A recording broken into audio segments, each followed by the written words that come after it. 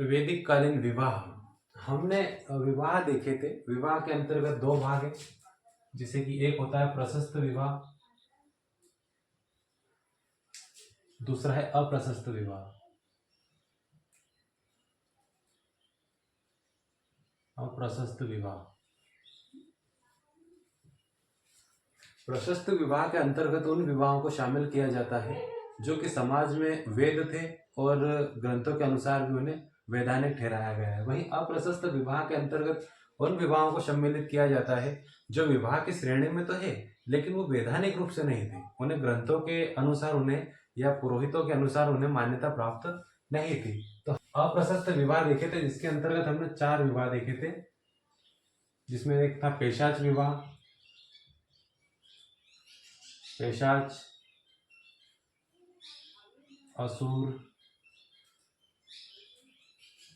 राक्षस, और एक था गंधर्व विवाह। गंधर्व पेशाच विवाह के अंतर्गत हमने देखा था कि जो कोई अगर युवती सोती रहे और उसके साथ में कोई काम क्रीड़ा कर ले और उसके बाद उसका विवाह हो, तो इस प्रकार के विवाह को पेशाच की श्रेणी में रखा जाता है, सोते हुए।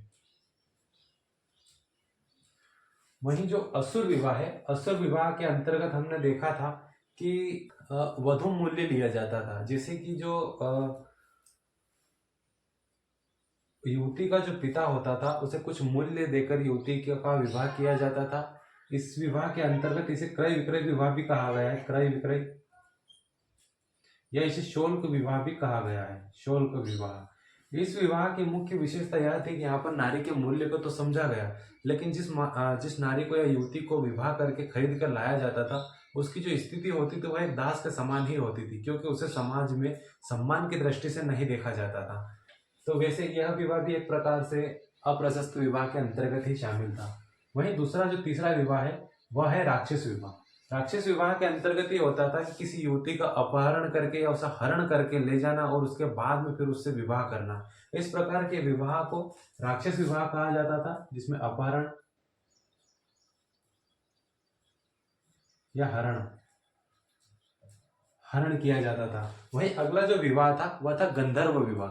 गंधर्व विवाह वर्तमान समय में भी गंधर्व विवाह होते हैं, जैसे प्रेम विवाह या लव मैरिज होती थी। लव मैरिज ही उस प्रकार का गंधर्व विवाह उस समय का जो था गंधर्व विवाह था। गंधर्व विवाह के अंतर्गत क्या होता था कि उस समय जो त्योहार और मेलों का जो त्योहारों का बड़ा जमघट लगता था, तो त्योहारों में जो गंधर्व जाति होती थी, तो गंधर्व जाति के युवक और युवतियों में एक प्रकार की जो आकर्षण का भाव होता था वह ज्यादा होता था। तो वह त्योहारों के समय एक दूसरे के प्रति आकर्षण होकर एक दूसरे से अपनी मन पसंद से विवाह कर लेते थे। इस प्रकार के विवाह को गंधर्व विवाह कहा गया है। वर्तमान समय में इसे लव मैरिज या प्रेम विवाह या प्रणय विवाह भी कहते हैं। प्रणय विवाह, प्रेम विवाह या लव मैरिज। इस प्रकार के 4 विवाह थे जो कि अप्रशस्त थे, और बाकी थे प्रशस्त विवाह। प्रशस्त विवाह के अंतर्गत भी 4 प्रकार के विवाहों को शामिल किया जाता है, जिसमें पहला है देव विवाह, ब्रह्मा विवाह, आर्ष विवाह और एक है प्रजापति विवाह। इस प्रकार के 4 विवाह हैं जो कि समाज में प्रशस्त थे। इसमें से सबसे पहला विवाह है देव विवाह। देव विवाह के अंतर्गत क्या होता था कि देव विवाह के अंतर्गत जब किसी युवती का पिता यज्ञ करवाता था, तो यज्ञ करवाने के लिए उस अनुष्ठान के लिए जिस पुरोहित या ब्राह्मण को बुलाया जाता था, उस ब्राह्मण को ब्राह्मण को देव समझकर अपनी पुत्री दान स्वरूप दे दी जाती थी या उसका विवाह कर दिया जाता था। इस प्रकार के विवाह को देव विवाह कहा जाता था, क्योंकि जो इसमें जो उसका जो दामाद होता था वह यज्ञ करवाने आता था। इस प्रकार से वह उनके लिए एक देव के समान होता था, इसीलिए इसे देव विवाह कहा गया। यज्ञ करवाने वाले को दिया जाता था, भेंट या उपहार होता। वही बात है ब्रह्मा विवाह।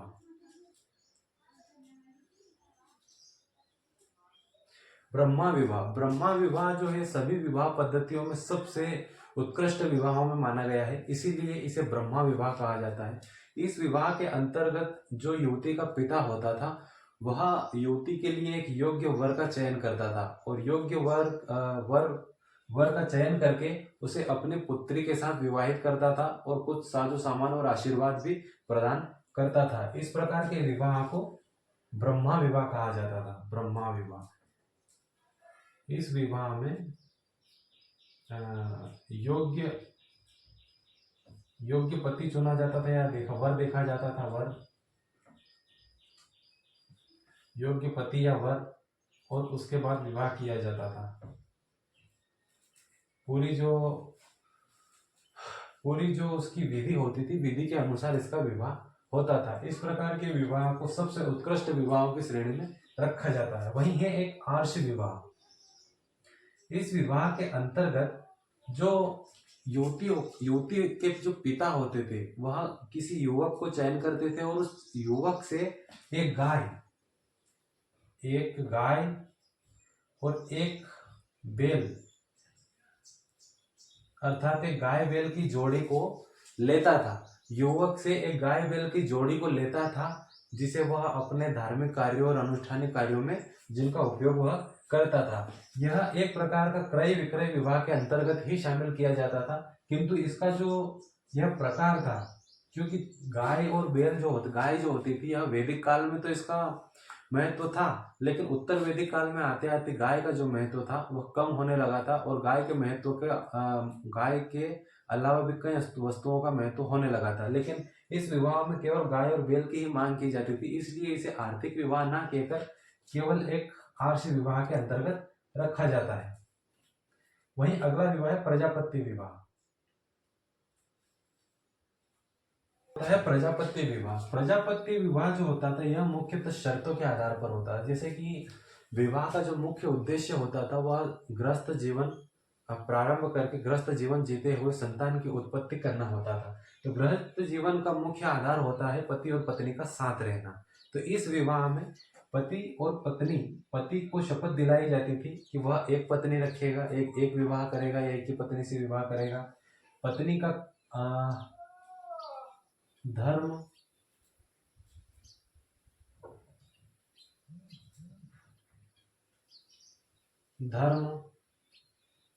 अर्थ और काम, इन तीनों पुरुषार्थ में पत्नी का वह सहयोग करेगा या पत्नी पति का साथ देगी। जीवन भर वह साथ रहेंगे, एक दूसरे को छोड़ के नहीं जाएंगे। इस प्रकार की इसमें शर्तें होती थी और शर्तों के साथ ही जो पिता होता था वह अपनी पुत्री का पाणी ग्रहण करवाता था और वर को सौंपता था।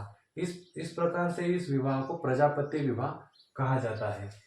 इस तरह से वैदिक काल में 8 प्रकार के विवाह थे और यह विवाह जिसमें से 4 प्रशस्त थे और 4 अप्रशस्त थे। कालांतर में चलकर इन अप्रशस्त विवाहों से ही अन्य जातियों का जन्म हुआ और इन अन्य जातियों का जन्म हुआ जिन्हें शूद्र के अंतर्गत भी रखा जाता था।